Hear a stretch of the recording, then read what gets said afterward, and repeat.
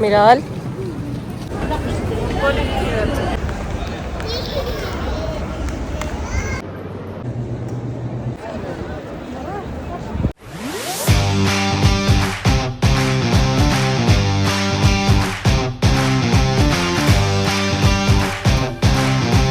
Hey guys, welcome to my YouTube channel Explore with M&M and other vlogs. So guys, काफ़ी अरसे के बाद आपने मेरी आवाज़ सुनी होगी और ये मेरा व्लॉग भी काफ़ी अरसे के बाद आ रहा है। ये व्लॉग बहुत इंटरेस्टिंग होने वाला है क्योंकि हम लोग निकल चले हैं एक बहुत ही खूबसूरत सफ़र के लिए और जिसकी ख्वाहिश हर मुसलमान की होती है। वो है डायरेक्ट हमारी फ़्लाइट यहाँ बर्लिन से जद्दा की। और हमारे जो फ़्लाइट का टाइम था वो बिल्कुल करीब था और हम लोग पहुंच चुके थे एयरपोर्ट पे। मिराल, मिराल, किधर जा रही हो? एयरपोर्ट पे हम लोग 3 घंटे पहले पहुंच चुके थे ताकि किसी भी किस्म की हमें ना मतलब मुश्किल ना आए और हमारी इजीली बोर्डिंग हो जाए, सब कुछ सामान वगैरह क्लियर हो जाए। लगेज क्लियरेंस के बाद हम लोग आ चुके थे अपने गेट नंबर के पास। वहाँ पर आकर हमारा 1 डेढ़ घंटे का वेट था, हमारा अभी प्लेन आया नहीं था। हम लोग ट्रैवल कर रहे थे फ्लाइनस से। मुझे अब थोड़ा बहुत कुछ याद नहीं है, लेकिन मैं जो मुझे याद है मैं आपके साथ वो शेयर कर रही हूँ। मिराल ने यहाँ पर काफ़ी वेट किया और फिर वो बोर हो गई, फिर उसने सोचा कि मैं तो जा रही हूँ यहाँ से। उसने सारी जगह का जायज़ा लिया, तो हम लोग भी वेट कर रहे थे कि जल्दी से हमारा प्लेन आए और हम लोग जाएँ और जल्दी से हम लोग अपनी डेस्टिनेशन पर पहुँच जाएँ। And the wait is over, हमारा जहाज़ आ चुका था, काफ़ी लोग वेट कर रहे थे। कुछ लोगों ने तो यहाँ बर्लिन से ही इहराम पहन लिया था और मेरे हस्बैंड का दिल था कि वो चलो प्लेन में ही इहराम पहन लेंगे। जब हम लोग सऊदीया की हदूद में दाखिल होने से पहले ही अनाउंसमेंट होती है, तो उसमें भी काफ़ी लोग ना इहराम पहन लेते हैं। तो मेरे लिहाज से ये उनका डिसीज़न बहुत बुरा था क्योंकि उनको बाद में खुद भी बहुत अनकंफर्टेबल फ़ील हुआ था। ये प्लेन जो बाकी प्लेन से काफ़ी छोटा था और इसका जो वॉशरूम था वो भी बहुत छोटा था। अगर आप फ्लाइनस के थ्रू ट्रैवल कर रहे हैं तो मैं रिकमेंड करूँगी कि आप अपना इहराम जो है ना वो एयरपोर्ट पे ही चेंज करें या घर से चेंज कर आएँ। और ये जी हम लोग पहुँच चुके हैं दुनिया की सबसे पाक सरज़मीन सऊदी अरेबिया में। एयरपोर्ट से उतरते ही हम लोग डायरेक्ट पहुँचे हरम की, ये जो मस्जिद है हरम के साथ। वो जुम्मे का दिन था और सब लोग जुम्मा के लिए ही तैयारी में थे, तो हम लोग भी सबसे पहले हमने सोचा कि हम जुम्मा पढ़ लें फिर हम अपना उम्रा करेंगे। गाइस हमने जुम्मा पढ़ा और उसके बाद हमने अपना उम्रा स्टार्ट किया। ये अब हम लोग आ चुके थे सही पर। मिराल भी हमारे साथ तकरीबन सारा उम्रा खुद कोशिश कर रही थी कि मैं खुद ही करूँ। जब हम सही एरिया पे आए तो ये भी मतलब सबको देखकर इसने भी भागना स्टार्ट कर दिया। तो बच्चों का यही होता है कि वो जो देखते हैं वो फिर उसी तरह ही करना शुरू हो जाते हैं। तो मिराल के लिए हमारे ये सबसे ईज़ी हो गया था कि मिराल के नाना-नानी हमारे साथ थे उम्रे पर ही।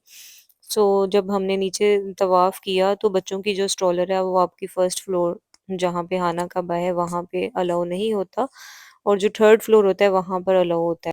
इसलिए फिर मिराल ने तवाफ़ अपने नाना और नानी के साथ थर्ड फ्लोर पर किया था और जब सई का टाइम आया तो फिर वो अपने बाबा, दादू और मामा के पास आ गई थी। इस तरह से हमने इसका उम्रा कंप्लीट करवा दिया था। मैंने ना तवाफ़ के दौरान कोई भी वीडियो नहीं बनाई थी, क्योंकि मैं एक प्रॉपर तरीके से उम्रा करना चाहती थी और ये टाइम इंसान का वो होता है कि वो सारी ज़िंदगी की ये ख्वाहिश होती है कि उम्रे पे जाएँ, हज पर जाएँ।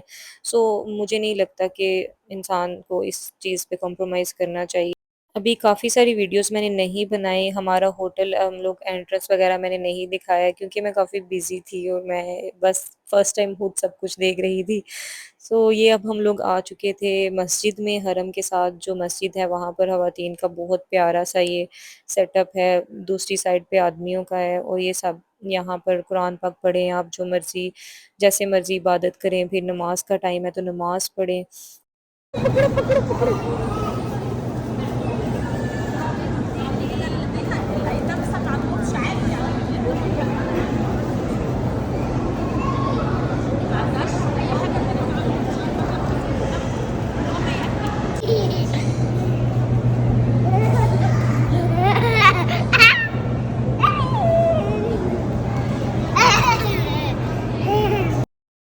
और ये एक स्पेशल कुरान पाक था जो लोग देख नहीं सकते उनके लिए।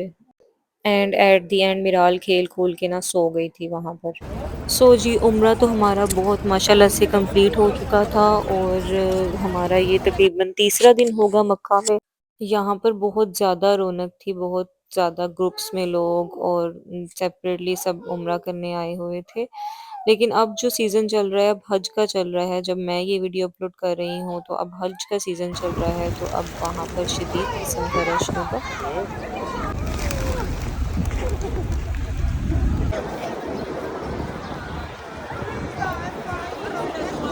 और मिराल भी इतने रश में काफ़ी ठीक रही थी। हम लोग तकरीबन 6 लोग थे और हमें बहुत ईज़ी रहा इसके साथ।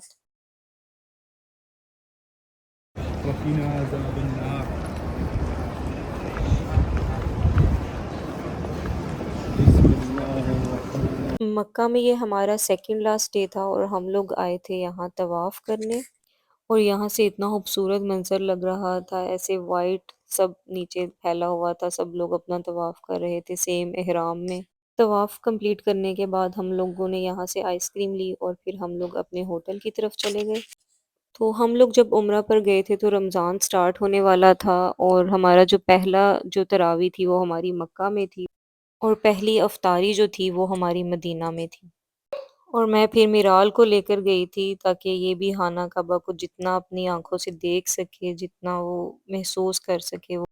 वहाँ पर जाते ही सब बंदों की यही ख्वाहिश होती है कि हम खाना कबा को हाथ लगाकर दुआ करें और माशाल्लाह से मेरे हस्बैंड और मेरी कोशिश की वजह से हम लोग आखिरकार खाना कबा को हाथ लगाकर दुआ करने में कामयाब हो चुके थे। और ये ऐसी जगह है जहाँ पर इंसान का दिल करता है कि वो दुनिया की सारी दुआएं मांग दे और अल्लाह ताला पे यकीन होता है कि जो दुआ उसके हक में वो कबूल हो जाएगी।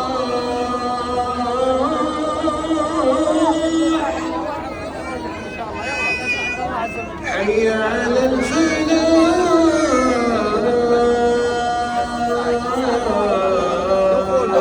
मक्का में ये अब हमारा लास्ट डे था और आज हमारा ज़ियारतों का डे था। ये हमने जो पैकेज बर्लिन से करवाया था उम्रे का उसके अंदर ही शामिल था सब ज़ियारतें करवाना। सबसे पहले हम लोग आए थे गारे सोर पे। ये वो गार है जहाँ पर हमारे प्यारे नबी आप सल्लल्लाहु अलैहि वसल्लम ने हज़रत अबू बकर सिद्दीक़ के साथ 3 रातें और 3 दिन गुज़ारे थे। मक्का से मदीना हिजरत के दौरान कुफ़ारे मक्का की साज़िशों से बचने के लिए। फिर हम लोग आए थे मस्जिद निमरा में। यहाँ पर सबने 2-2 नफ़ल अदा किए थे। ये वो मस्जिद है जो साल में सिर्फ़ 1 दफ़ा खुलती है और यहाँ पर हज का खुतबा होता है और ये एक सुन्नत है। ये सारा साल मस्जिद बंद रहती है और हज के मौका पर इसके गेट ओपन किए जाते हैं।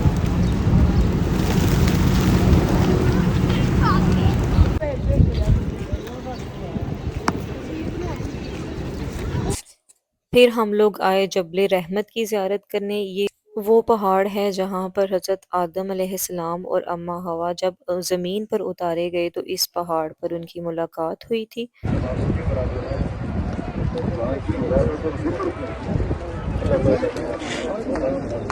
फिर हम लोग गए गारे हिरा की ज़ियारत के लिए लेकिन हम लोग गारे हिरा के ऊपर हम लोग नहीं गए क्योंकि वो काफ़ी टाइम लग जाना था और लोग उसके लिए सुबह फजर के टाइम निकलते हैं। ये ज़ियारत हमने गाड़ी में बैठकर ही की थी और मिराल भी हमारे साथ थी तो हम लोग अब वापस जाने के रास्ते में थे। इसके अलावा हमने और काफ़ी ज़ियारतें की लेकिन वो कुछ गाड़ी पे ही हमने देखी और ये हम लोग रास्ते में फिर मस्जिद जिन की ज़ियारत भी कर कर गए। आप सल्लल्लाहु अलैहि वसल्लम ने जिन्नों का जो एक ग्रुप था उसको दीन और तौहीद की जब दावत दी तो वो उन्होंने इस्लाम कबूल किया। तो यहाँ पर फिर ये मस्जिद तमीर की गई मस्जिद जिन के नाम से।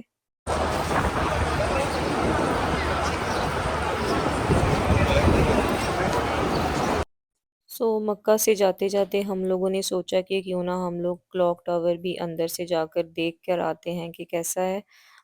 ये काफ़ी खूबसूरत बना हुआ था, यहाँ पर काफ़ी ज़्यादा शॉप्स थी, आप कुछ भी जो आपने शॉपिंग करनी है यहाँ से भी कर सकते हैं और ऊपर सबसे फूड कोर्ट था। हमारा जो होटल था वो हरम से बिल्कुल 5 मिनट के रास्ते पर था, बिल्कुल हमें सामने से नज़र आता था।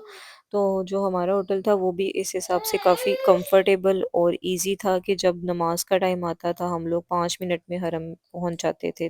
और हमारे होटल का नाम महसनुल मुकाम था। वो बिल्कुल महसनुल मशीर और महसनुल मुकाम दोनों एक साथ थे और काफ़ी खूबसूरत और कंफर्टेबल होटल था हमारा भी।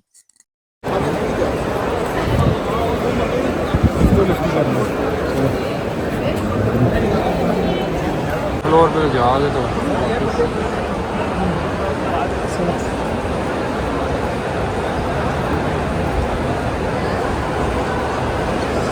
स्टॉल पर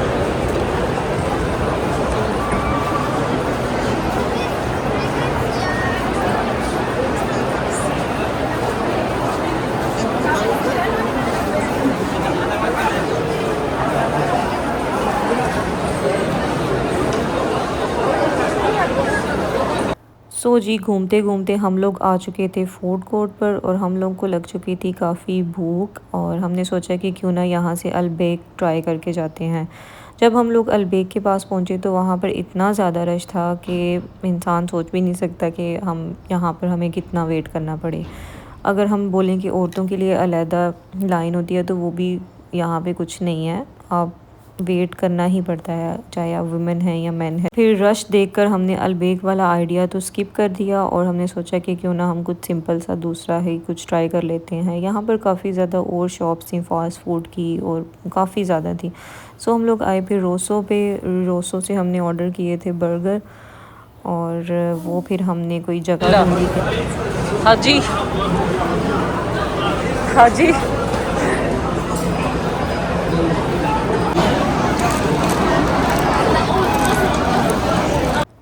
मक्का का नाइट व्यू इतना खूबसूरत होता है और ऊपर से रमज़ान था। रमज़ान की वजह से इन्होंने बहुत ज़्यादा डेकोर किया हुआ था, लाइटिंग वगैरह और सब, और हर तरफ रौनक थी, सब लोग कुछ ना कुछ बांट रहे थे। ये था हमारा मक्का का जाने वाला बस दिन और हम लोग बहुत उदास थे। मेरा तो दिल नहीं कर रहा था कि मैं इतना खूबसूरत मंज़र अपनी आंखों के सामने, ये खाना काबा, इसको छोड़कर जाए बंदा। और हमारे जस्ट मक्का में 5 दिन ही थे, फिर हमें मदीना के लिए सफ़र करना था और बस ये हमारा पैकिंग वगैरह हो चुकी थी। होटल से हम लोग लॉग आउट कर चुके थे और हमारा लगेज वगैरह सब हमने रखा और हम मदीना पहुंच गए। ये मैं आपको होटल का व्यू अंदर से दिखा देती हूँ। यहाँ पर भी छोटी छोटी शॉप्स थी। और जी फिर हम लोग चल पड़े मदीना के सफ़र के लिए। मदीना का सफ़र तकरीबन 3.5 घंटे का था गाड़ी पर।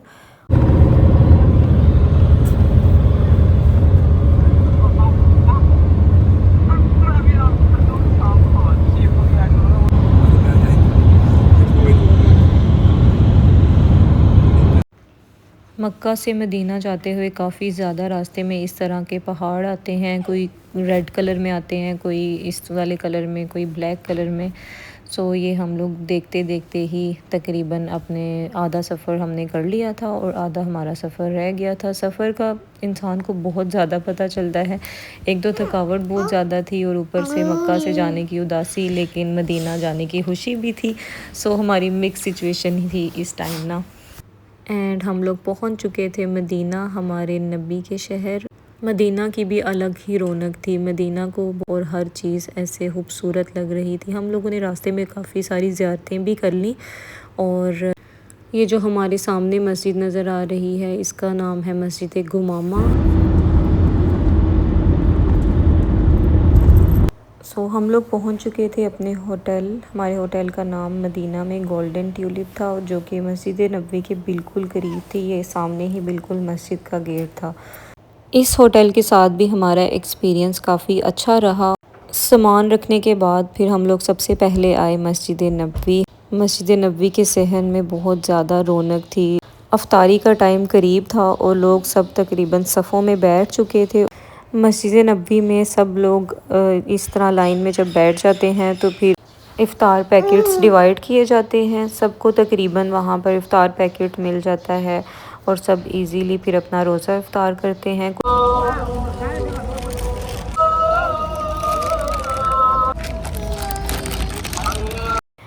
जिस दिन हम लोग मदीना पहुँचे उसी दिन रात के टाइम हमारी रियाजुल जन्ना की एंट्री की डेट थी। हम लोग 6 लोग थे और जो लोग पाकिस्तान से आ रहे थे और जो हम लोग जो बर्लिन से आ रहे थे, सब ने अपनी अपॉइंटमेंट अपने अपनी कंट्री से ली थी। किसी ने भी सऊदीया से जाकर अपॉइंटमेंट नहीं ली, क्योंकि अगर आप ये सोच कर आएंगे तो आपको इस तरह बिल्कुल भी अपॉइंटमेंट नहीं मिलेगी।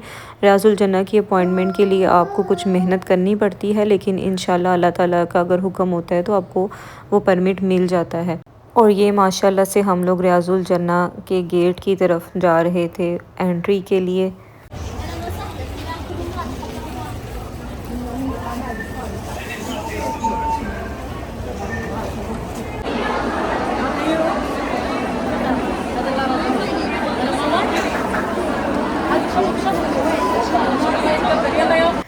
नेक्स्ट डे सुबह के टाइम हमारा मदीना की ज़ियारतों का टाइम था। हम लोग निकल पड़े थे ज़ियारतों के लिए।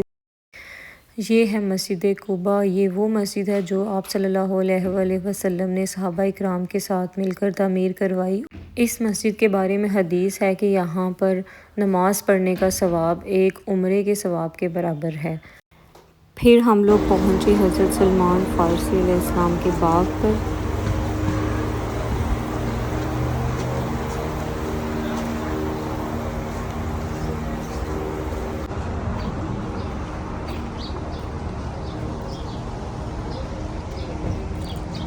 एट लास्ट हम लोगों ने अलबैक मदीना से ही ले लिया और यहाँ से हमें इजीली मिल गया था, क्योंकि अलबैक खाए बगैर मैं वापस तो जाने नहीं वाली थी। फिर मैंने मदीना की जो फेमस आइसक्रीम थी रोज़ वाली वो भी ट्राई की।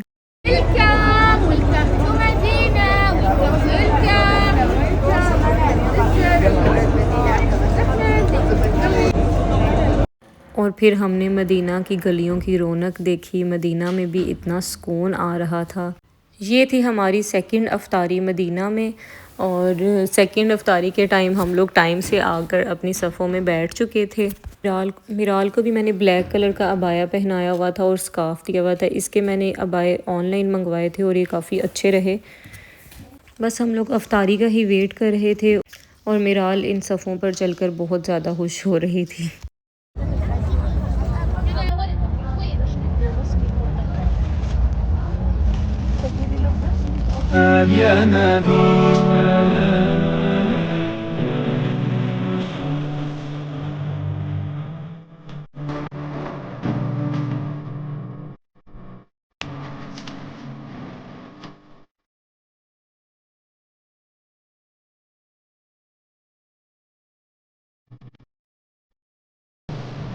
तो जी इस तरह हमारा उम्रे का सफ़र ख़त्म हुआ। मदीना में हमारे 3 दिन थे। हम लोग एयरपोर्ट पहुंच चुके थे और अब वापस जाने का टाइम था।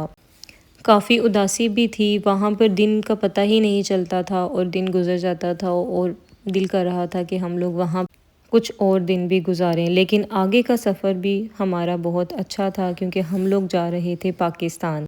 तो हमारी फ़्लाइट डायरेक्ट सऊदीया से पाकिस्तान की थी।